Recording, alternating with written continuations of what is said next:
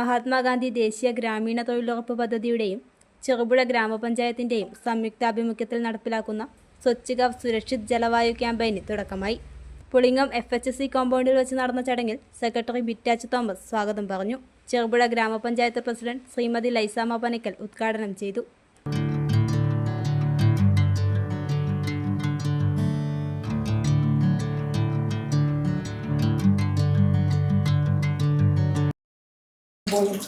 നമ്മൾ പരിസ്ഥിതിയെക്കുറിച്ചും കാര്യങ്ങളെക്കുറിച്ചും ഒക്കെ നമ്മൾ ബോധവാന്മാരാണ്. അത് കഴിയുമ്പോൾ നമ്മളത് പാടെ മറന്നു പോകും. എന്നാൽ ഇനി നമ്മൾ അങ്ങനെ ആകരുത് എന്നാണ് ഈ വസ്തുത്തിൽ എനിക്ക് പറയുവാനുള്ളത്. കാരണം നമ്മുടെ പരിസ്ഥിതി, നമ്മുടെ അന്തരീക്ഷം അതുപോലെ നമ്മൾ മലിനപ്പെട്ടുകൊണ്ടിരിക്കുകയാണ്. ഇന്ന് നമ്മൾ ഈ ഒരു ദിവസത്തിൻ്റെ സന്ദേശം എന്നത് വൃത്തിയുള്ള ഗ്രാമം, അതുപോലെ തന്നെ സുരക്ഷിതമായ അന്തരീക്ഷം, അതാണ്. അപ്പം നമുക്ക് വൃത്തിയുള്ള ഒരു ഗ്രാമം ഉണ്ടെങ്കിൽ മാത്രമേ വരും തലമുറയ്ക്ക് ആരോഗ്യമുണ്ടാവുകയുള്ളൂ.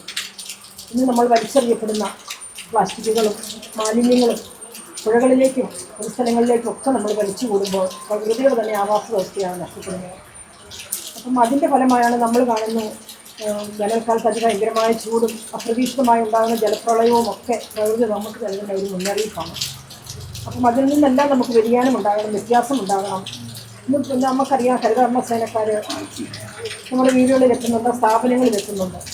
എല്ലാവരും അവരുമായി സഹകരിക്കണം. ജൈവമാലിന്യങ്ങൾ നമ്മുടെ മണ്ണിൽ തന്നെ നമുക്ക് ഇല്ലാതാക്കാനായിട്ട് സാധിക്കും. അതുപോലെ തന്നെ അജൈവ മാലിന്യങ്ങൾ ഹരിതകർമ്മ സേനക്കാർ വഴി നമുക്ക് ശേഖരിക്കാനായിട്ട് സാധിക്കും. നമ്മളെല്ലാവരും അതിനെല്ലാം നമ്മൾ സന്നദ്ധരാകണം. എങ്കിൽ മാത്രമേ നല്ല ഒരു ആരോഗ്യമുള്ള തലമുറയെ ഇനിയും വരുന്ന ആളുകളിൽ നമുക്ക് വളർത്തുവാനായിട്ട് സാധിക്കുകയുള്ളൂ. വൈസ് പ്രസിഡന്റ് സതീശൻ കാർത്തികപ്പള്ളി അധ്യക്ഷത വഹിച്ചു. മെമ്പർമാരായ ലീന വില്യം, ജമീല കോളയത്ത്, KC ലക്ഷ്മണൻ, ശ്രുതി, ഡോക്ടർ പൂജ തുടങ്ങിയവർ ചടങ്ങിന് ആശംസ അറിയിച്ചു. AE നജ്മ നന്ദി അറിയിച്ചു. പരിസ്ഥിതി സംരക്ഷണവും ശുചിത്വവും മുൻനിർത്തി വിപുലമായ പ്രവർത്തനങ്ങളാണ് ക്യാമ്പയിൻ്റെ ഭാഗമായി ജൂൺ 1 മുതൽ 5 വരെ പഞ്ചായത്തിൽ വിഭാവനം ചെയ്തിരിക്കുന്നത്. ഗ്രാമസഭ, വൃക്ഷത്തൈ നടൽ, വൃക്ഷത്തൈ വിതരണം, MCF വൃത്തിയാക്കൽ, ചെറുപുഴ ടൗൺ സൗന്ദര്യവൽക്കരണം, ഹരിതകർമ്മസേന മെഡിക്കൽ ക്യാമ്പ്, തോട് ശുചീകരണവും ജലസംരക്ഷണ പ്രവർത്തനങ്ങളും ഉൾപ്പെടെയുള്ള വ്യത്യസ്ത പരിപാടികൾ ഈ ദിവസങ്ങളിൽ നടക്കും. ലോകം ഇന്ന് പരിസ്ഥിതി ദിനം ആഘോഷിക്കുകയാണ്. നമുക്കറിയാം ഇന്നത്തെ ദിവസത്തിൻ്റെ പ്രാധാന്യം. ഇന്നിപ്പോൾ ഞങ്ങൾ രാവിലെ തന്നെ 1-2 പരിപാടികളിൽ പങ്കെടുത്തിട്ട് വരികയാണ്. ഇന്ന് ലോകം മുഴുവൻ ജൂൺ 5 പരിസ്ഥിതി ദിനം ആഘോഷിക്കുകയാണ്.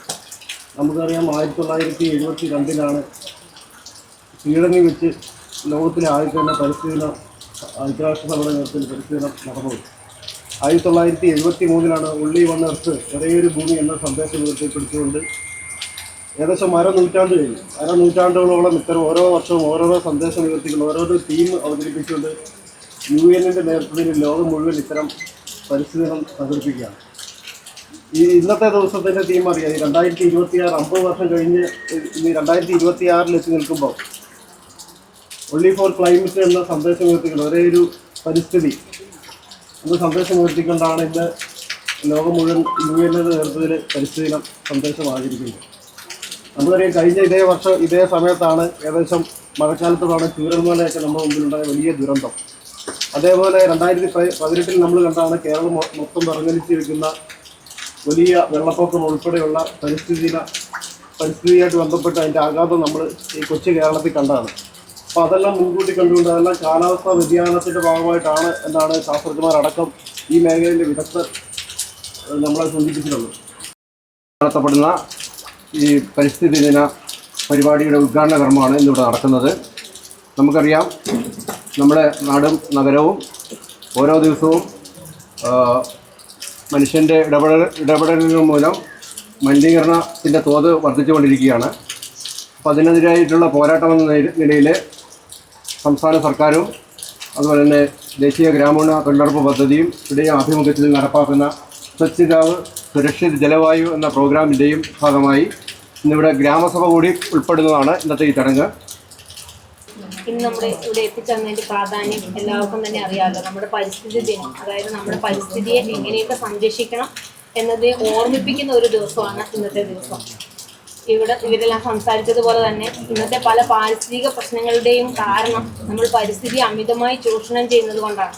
അതുകൊണ്ട് നമ്മൾ സംസാരിച്ച് കേട്ടു, വെള്ളപ്പൊക്കം, ഭൂമി കുലുക്കം, അതുപോലെ ഉരുൾപൊട്ടൽ, അതുപോലെ ഉണ്ടാകുന്ന എല്ലാ പാരിസ്ഥിതിക പ്രശ്നങ്ങൾക്ക് കാരണം നമ്മൾ അമിതമായി ഭൂമിയെ ചൂഷണം ചെയ്യുന്നതാണ്. അതായത് മലകൾ ഇടിച്ചു നിരത്തുക, അതുപോലെ മരങ്ങൾ മുറിച്ചു മാറ്റുക, നമുക്ക് തോടുകളും കുളങ്ങളും ഒക്കെ നികത്തുക, മാലിന്യം വലിച്ചെറിയുക, ഇങ്ങനെയൊക്കെയുള്ള നമ്മുടെ പ്രവൃത്തികൾ കൊണ്ടാണ് നമ്മൾ ഈ ഭൂമിയെ ചൂഷണം ചെയ്യുന്നത്.